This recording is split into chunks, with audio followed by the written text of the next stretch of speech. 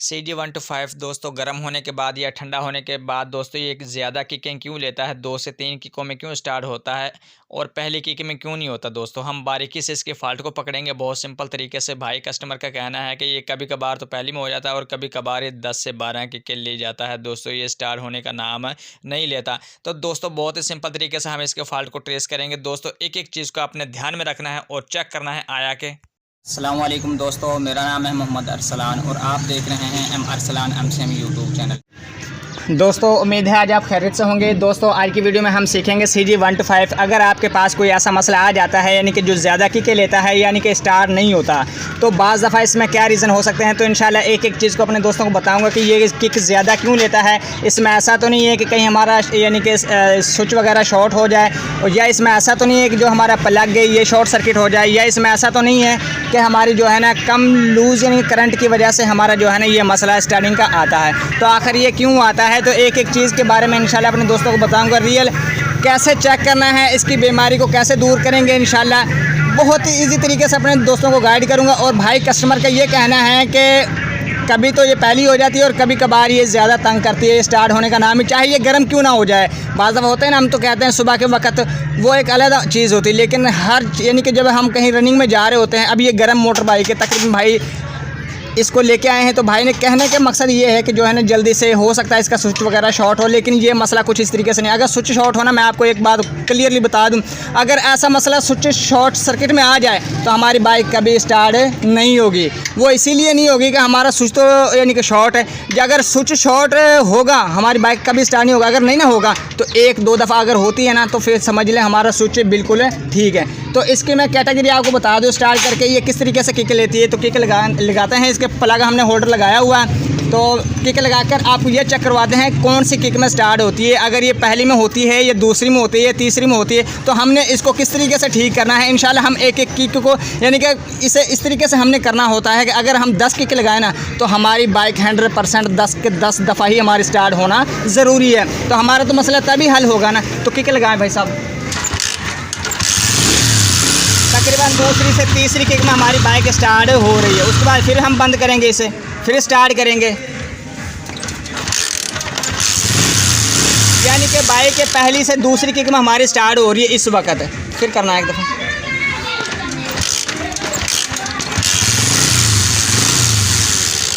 दोस्तों एक एक चीज़ को बारीक से समझेंगे और इसमें हम प्लग होल्डर को उतारेंगे और इसके करंट को हम चेक करेंगे आया कि इसका करंट कितना है। अगर हमारा करंट दोस्तों इसके अंदर 6 mm तकरीबन आधा इंच लंबाई में होगा, मोटा होगा, तो हमारा करंट बिल्कुल दुरुस्त है। अगर हमारा आधा इंच से कम होगा और बारीक होगा तो हम समझ जाएंगे कि हमारा करंट वीक है। दोस्तों मैं आपको किक लगाकर इसका करंट चेक करवाता हूं आया कि इसके अंदर करंट कितना है और कितना लो है और कितना हाई है। देखें दोस्तों, जैसे मैंने ये वायर को पकड़ा और पीछे की जानिब किया और ये बंद होने को होती है। मैं आपको इसकी रेस सुनवाता हूं।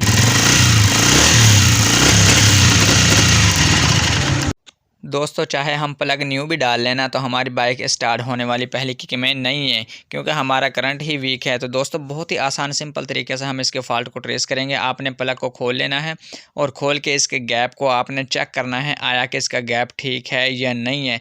तो दोस्तों आपने कुछ चंद बातें अहम याद रखनी है। ये दोस्तों आप इसका प्लग का गैप देख रहे हैं। अगर मैं इसको गैप को बढ़ाता हूँ, जहाँ इसका अपना गैप होता है, जहाँ पे हमारा करंट ठीक से जंप करना होता है, जिसकी वजह से हमारा जो पेट्रोल है मिक्सचर है वो ज़्यादातर यानी कि अच्छे से जल पाता है। तो मैं अगर इसके जंप को बढ़ा दूंगा ना, तो कहने का मेरा मकसद है कि जो इसका गैप थोड़ा हम बढ़ा देंगे जहाँ पे इसका अपना होता है, तो वहाँ पे इसकी स्टार्टिंग नहीं होगी। वो क्यों नहीं होगी? जब हमारे करंट प्रॉपरली जंप नहीं ना करेगा तो हमारी बाइक स्टार्ट नहीं होगी। क्यों? वो अब ये इसलिए हो रही है कि इसका जो गैप है ना कम है।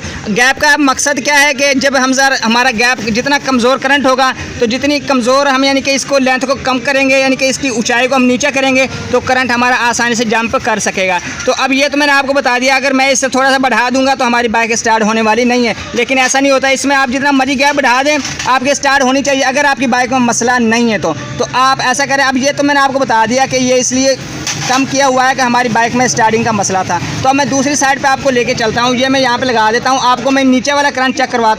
दोस्तों इसके बाद बाज़ दफ़ा ऐसा होता है कि हमारी अग्निशन कॉइल में मसला होता है, लेकिन अग्निशन कॉइल को चेक करने से पहले दोस्तों हमने कॉइल कड़े को क्लियरली गुटका कॉइल यानी कि स्टार्टिंग कॉइल को चेक करना होता है आया कि प्रॉपर करंट आता है या नहीं आता।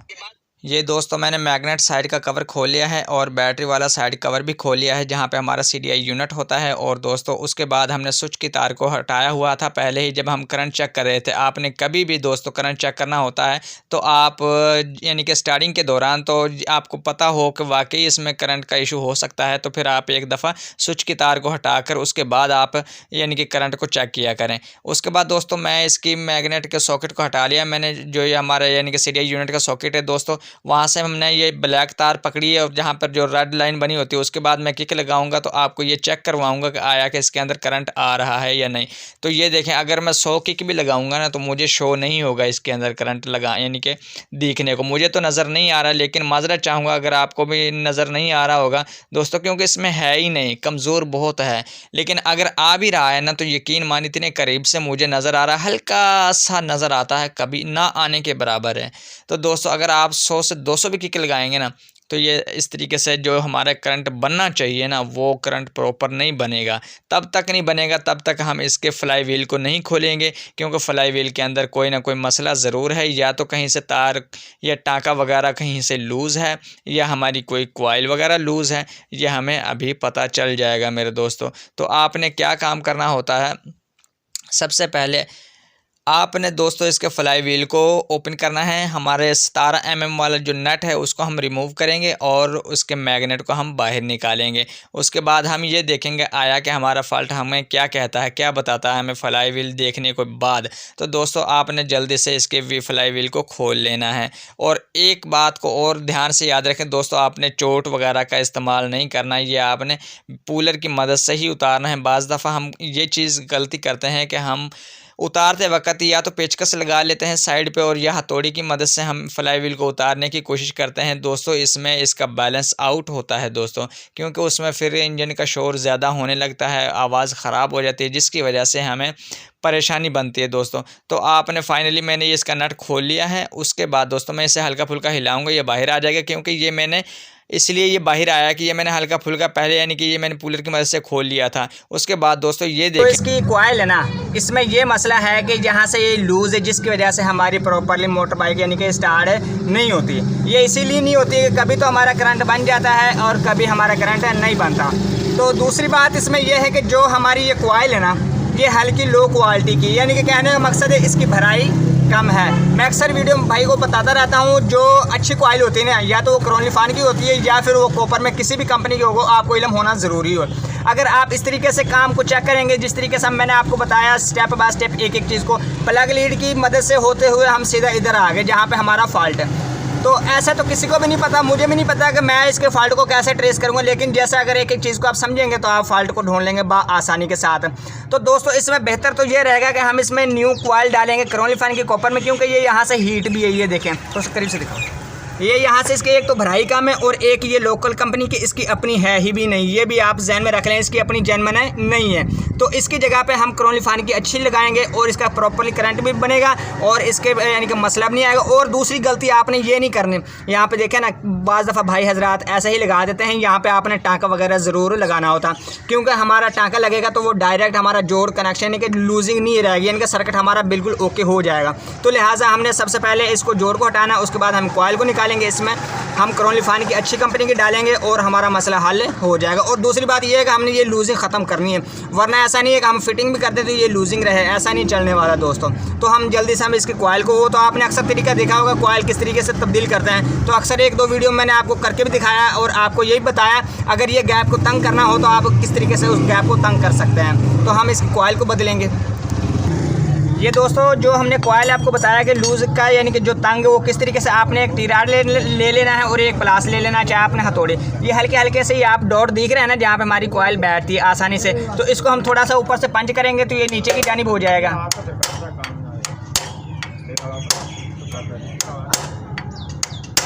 कुछ इस तरीके से आप पंच करेंगे तो आपको आइडिया हो जाएगा कि हमारी कॉइल बिल्कुल परफेक्ट है, बैठने वाली है।